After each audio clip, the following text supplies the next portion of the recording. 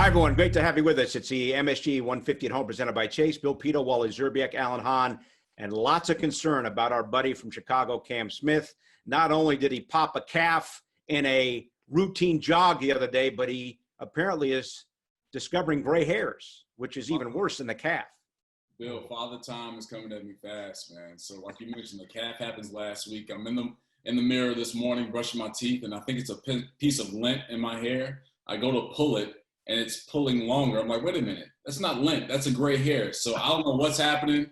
I'm turning 35 at the end of July. It might be my time. What's the verdict, boys? Are you supposed to pull them or cut them? What's the verdict on gray hairs? Alan, cut them out. You're an expert. I've learned that if you pull one, two show up. Okay, good. That's what I thought. Hahn, you did shave the beard, though, did you not? Yes. Yeah, I had to tighten it up a little bit. Requirement from the person who runs the household. Upper management.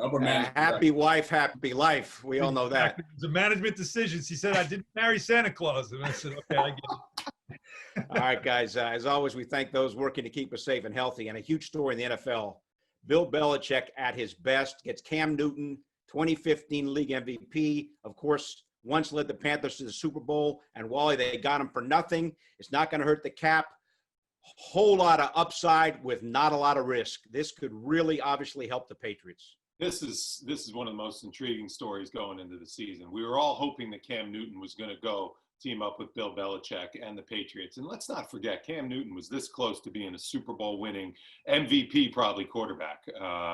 He was really rolling in his career before those injuries set in. If anyone can revive his career after the injuries, it's going to be Bill Belichick and the Patriots. Let's not forget, Tom Brady didn't move much in the pocket. Cam Newton's going to be moving a lot more than Tom Brady, and Bill Belichick will be doing everything in order to protect him. It's just going to be interesting if those two can get on the same page as far as quarterback and coach. We're going to learn a lot about Cam Newton because we've had a lot of questions about his, kind of some character issues, the way he kind of, turned his back a little bit in that Super Bowl on his team. He didn't dive on that fumble that was on the ground. That was a big-time play, maybe to protect himself a little bit. So this is a big-time signing, I think, for the Patriots. It's a big-time storyline. I know Jet fans are really going to be in tune and watching it, Alan Hahn, as far as what's going to be going up there in Foxborough, because no question Cam Newton's one of the most talented athletes I've seen in any sport. And the way he can throw a football, the way he can run, his physical attributes are incredible. And it'll just be interesting to see how he bounces back after all these injuries. It's amazing how the Patriots, once again, they got themselves the best quarterback in the division. As that was a bit of that was an argument at times. That was a debate. That's how you win it. That's how you win it. And for nothing, Alan, for nothing. Well, we'll see. Now, look, it's still a bit of a risk. But by the way, before we talk about Cam Newton, can we also acknowledge the fact that the Patriots were slapped with another $1 million fine and they lose another draft pick over another cheating scandal? And we've, and on the very same day the league is going to announce this, hey, everybody, we signed Cam Newton. Everybody forgets now all about the fact that the Patriots cheat and they don't even apologize for it. But they add a player who they are going to take. First of all, I think Cam Newton is definitely betting on himself. Not many other places I think he would go to and take a minimum to bet on himself. But you go to a place like that because he probably feels like he's going to have the best chance to win, which is important for him at this point in his career. But the shoulder was healthy. It's the Lisfranc. It's the foot that you have to keep an eye on because he's taken a pounding throughout his career. And the Patriots offensive line certainly has to hold up. Can he run? Can he be as mobile? Can he be that same quarterback that he was in Carolina in his prime? That's the question you need to see. Otherwise, they still have Jarrett Stidham, I guess. It's a situation for Cam Newton, guys, where he's re-energized. It's almost like he's reborn. If you've seen that workout video that he put out about how people doubted him, they gave up on him. And that's essentially where the place that he was in, where people didn't want Cam Newton on their team because of the injuries that he sustained over his career. But he's had some time away. He's gotten his shoulder in order. From what we've heard from sources is that his physical was good on his shoulder and also on his foot. But keep this in mind, in 2018, through the first half of the season, he had the Panthers at 6-2 in the NFC South and was really truly a MVP candidate. I'm talking through the first half of the season. He was playing really good football and was 10th in passer rating in the league. So this is a guy that still can get it done and throw that deep ball. So he's going to be in New England. But, of course, Belichick is going to cater the offense to him and what his strengths are and see what he can do. But this is a proving ground for Cam Newton to remind the league of who he is, and what better way to do that than in New England, where, as you mentioned, Alan, he has the best chance to win. And if he does well, then those incentives, that money, that dollar value goes up. And now he's putting the rest of the league on notice, like, hey, this is what you guys missed out on. And you can go back to the renegotiation table with the Patriots or maybe another team and up that dollar value depending on how you play the season. So it's a great look on both sides. And make no mistake also that Cam Newton is the type of quarterback that Bill Belichick has been looking for. It's sort of the more of the mobile quarterback that Tom Brady wasn't. And so it's not as if he's got to fit into something that Belichick wants him to play.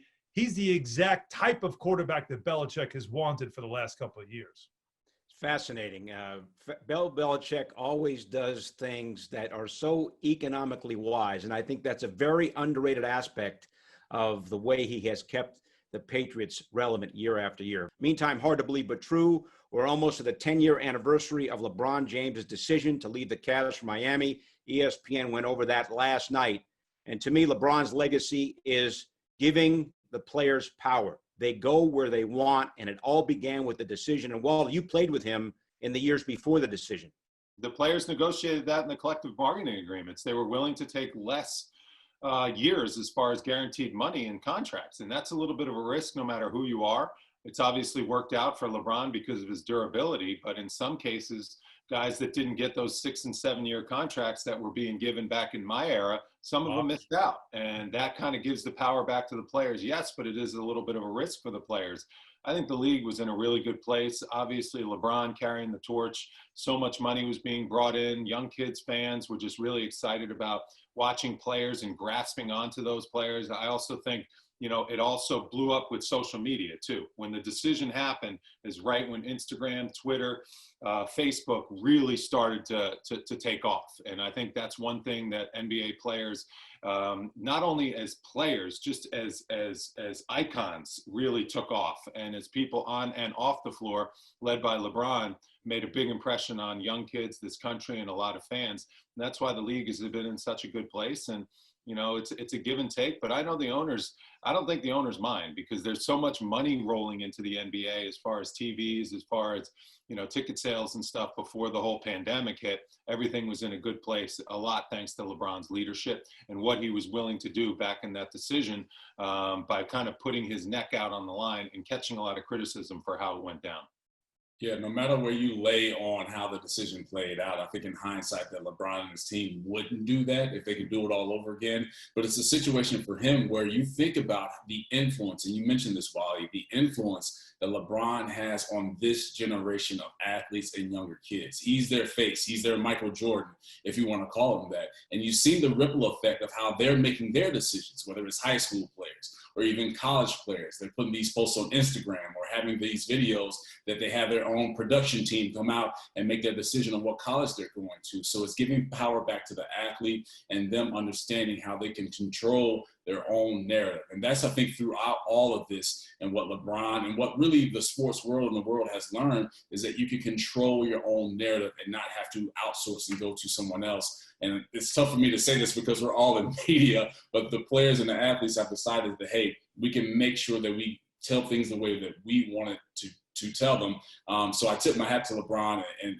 understanding that power that he had, but that decision was just, it didn't go too well. And just looking back and seeing how it played out and just the awkwardness between LeBron and Jim Gray was like, please stop this. This is a bad move. But it turned out to be something that impacted the sports world and more specifically the NBA and making it a more player-driven league. I remember during the show last night, what did they say about Leon Rose, who was LeBron's agent at the time, and William Wesley was an advisor of LeBron's at the time, were both telling him this is a bad idea, you shouldn't do it, right? So if you're a Knicks fan, now you have them at leadership, and you think to yourself, well, they were right then, and you want to see where they go from here with the Knicks. But just looking back to that time, and I was a reporter then and followed LeBron around for all that stuff, and it was amazing to watch it happen. As you mentioned, Wally, Twitter, I mean, I reported it the night before he was going to Miami, so people were watching with disbelief, thinking, no way he's going to say that. No way he's going to say Miami. And when he said the South Beach thing, you know, it became reality. But let's not forget, Kobe Bryant was very critical of the idea of players taking less money and taking less years to come together, saying that you're just feeding right into what the owners want you to do, which is take less money. And you started seeing that change after that, and players started realizing, I need control not just of my message, but also of my contract. Look at Kevin Durant, how many times he took short-term deals with options so he could have that flexibility if he wasn't happy somewhere, instead of getting locked in, have that control over your contract. So, it was a time that I think it changed not just the NBA and athletes, but I think it changed sports in a lot of ways from that. So while it was one of those nights where you cringed, it also had a lasting effect on sports going forward. LeBron going for another title when the NBA restarts. Fingers crossed in Orlando, of course, this time around with the Lakers. And we're going to talk about the NBA's plans to restart with Ala Abdul Nabi. He works the 76er games, and he's going to join us next on the MSG 150 at Home presented by Chase.